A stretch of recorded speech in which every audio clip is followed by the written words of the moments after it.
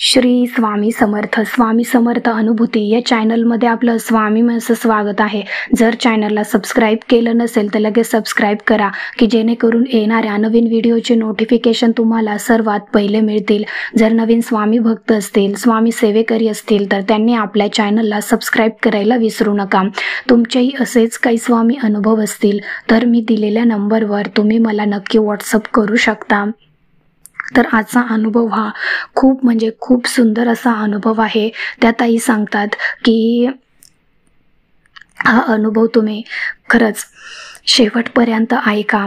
तुम्हाला ही स्वामींच्या सेवेची ताकद कळेल की खरंच स्वामी चरित्र सारामृतामध्ये किती ताकद आहे, की साक्षात आई होण्याचं सुख मला लाभलेलं आहे या स्वामी चरित्र सारामृताच्या सेवेने, स्वामींच्या सेवेने. त्यामुळे हा अनुभव तुम्ही शेवटपर्यंत ऐका. शीतलताईंचा हा अनुभव आहे. त्या ताई सांगतात की मला जवळजवळ 13 वर्ष झाली की मी स्वामी सेवेत आहे. स्वामी सेवेत आल्यापासून माझे अगदी नशिबाचे फासे बदललेले आहेत. कारण मला जेव्हा स्वामींची सेवा माहिती नव्हती तेव्हा खरंच अगोदरचे दिवस मी खूप खडतर प्रवासात काढलेले आहेत. पण जेव्हा मला स्वामींच्या सेवेचा मार्ग समजला आणि मी जमेल तशी स्वामींची सेवा करू लागले, तेव्हापासून माझ्या आयुष्यामध्ये सगळे चांगले बदल घडायला लागले, चांगल्या गोष्टी घडायला लागल्या. तर मी स्वामींची सेवा म्हणजे असं की स्वामींची रोज स्वामी चरित्र सारामृताची पोथी वाचते. सुरुवातीला जेव्हा मी स्वामी सेवेत आले तेव्हा रोज स्वामी चरित्र सारामृताचे मला माहिती नव्हतं की रोज 3-3 अध्याय वाचले जातात. पण मी माझ्या मनानेच मला जेवढे त्यातले अध्याय वाचता येतील रोज मी तेवढे अध्याय वाचायचे. असं करता करता परत जपमाळ करावी लागते हे समजलं. म्हणजे मंत्र श्री स्वामी समर्थ महाराजांचा जो मंत्र आहे त्याचा जप करावा लागतो आणि तो 11 माळी करावा लागतो हे मला नंतर समजलं. मग मी हळूहळू स्वामी समर्थ महाराजांची 1 माळ जप करायला लागले. त्याच्यानंतर माझ्या आयुष्यामध्ये एक संकट आलं की मला मोठी मुलगी होती.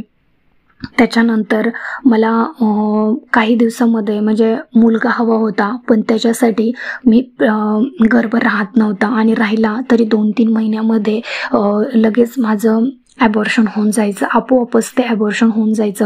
कशाच्या ना कशाच्या तरी कारणामुळे ते ॲबॉर्शन व्हायचं.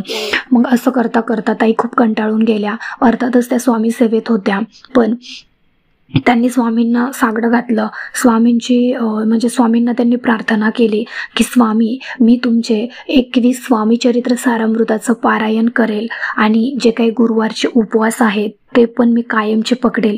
फक्त मला मुलाचं सुख द्या, माझ्या मुलीला बाहू द्या, अशी प्रार्थना केली आणि त्यांनी स्वामी चरित्र सारामृताची पारायणाला सुरुवात केली. तर त्या ताई सांगतात की मी जेव्हा पारायण केलं तेव्हा जेव्हा माझे 20 स्वामी चरित्र सारामृत झाले आणि मला 21व्या दिवशी मला मी टेस्ट करायला गेली. म्हणजे अर्थातच माझा जो पिरियड होता, पिरियडची डेट होती ती निघून गेली होती आणि त्याच्याही वरती खूप दिवस झाले होते, म्हणून मी टेस्ट करायला गेली. तर टेस्टमध्ये असं समजलं की तुम्ही प्रेग्नंट आहात म्हणून. ताई प्रेग्नंट होत्या. त्याच्यानंतर ताईंनी 2 महिन्यानंतर चेक करायचं ठरवलं की आता आपलं प्रत्येक वेळेस असंच होतंय की कशा तरी कारणावरून माझं ॲबॉर्शन होत आहे. म्हणून ताईंनी 2 महिन्याच्या नंतर 2 ते 3 महिन्यात त्यांनी टेस्ट करायची ठरवली की मुलगा आहे की मुलगी आहे म्हणून.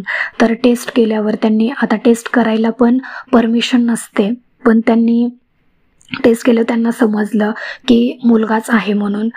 मग ताईंना आणखीनच जास्त स्वामींवरचा विश्वास म्हणजे वाढला की जेव्हा त्यांचे 21 स्वामी चरित्र सारामृताचे ताईंनी पारायण केले, पूर्ण झालं, त्याचं उद्यापनही केलं आणि त्याच्यानंतर ताईंनी टेस्ट करायचं ठरवलं. तर ताईंची टेस्ट ही मुलाच्या बाबतीमध्ये पॉझिटिव्ह आली, म्हणजे मुलगाच आहे असं समजलं. मग ताईंची आणखीनच भक्ती वाढली, श्रद्धा वाढली, विश्वास वाढला स्वामींवरचा.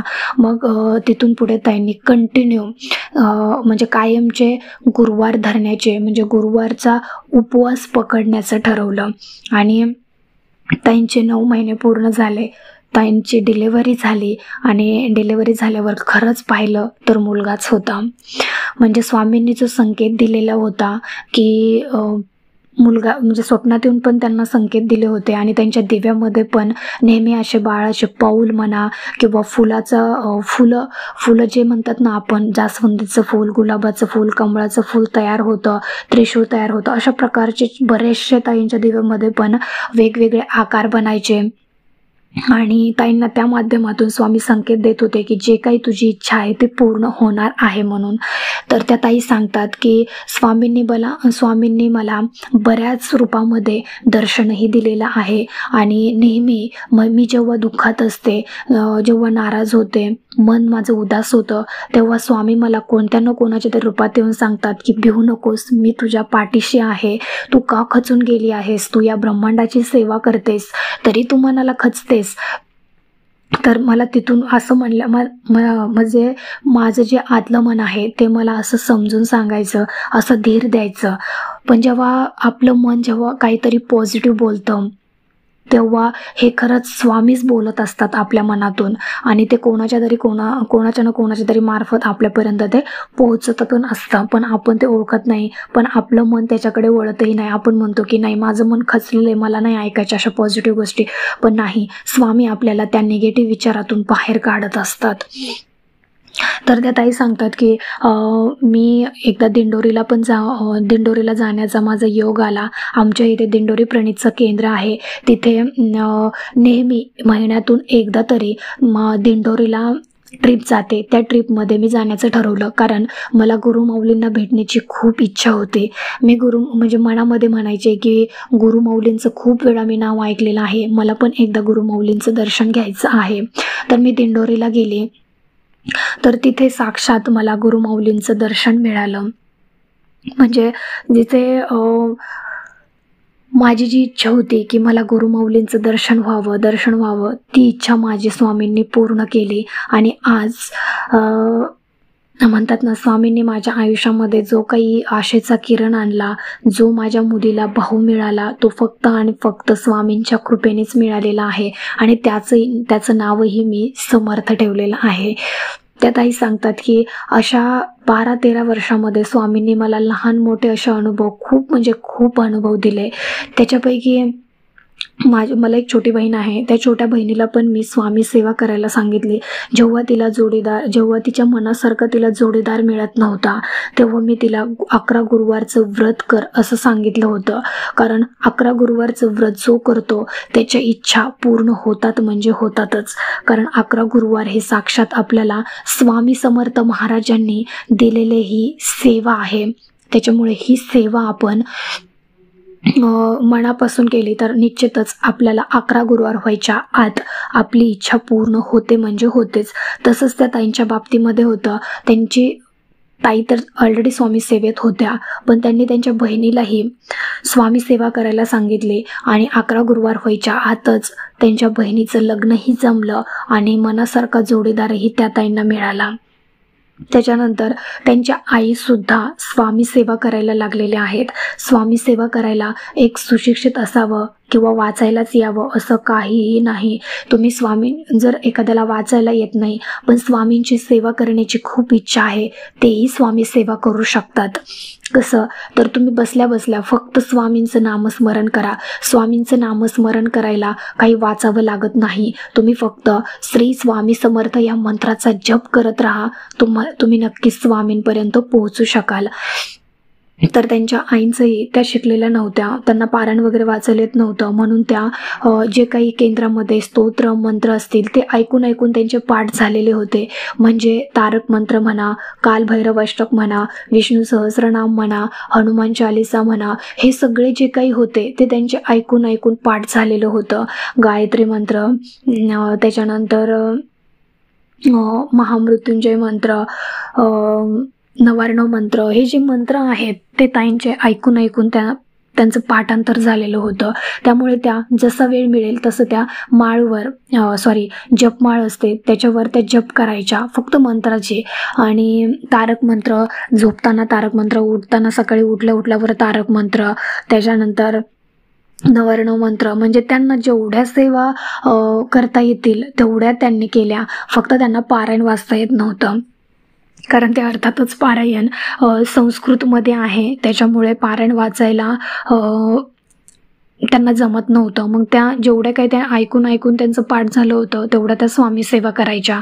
आणि जेव्हा घरातली आपली लक्ष्मी स्वामी सेवा करते म्हणजे त्यांची आईच स्वामी सेवा करायच्या, आणि तेव्हा खरंच घरामध्ये सुख समृद्धी आणि ऐश्वर्य नांदल्याशिवाय राहत नाही.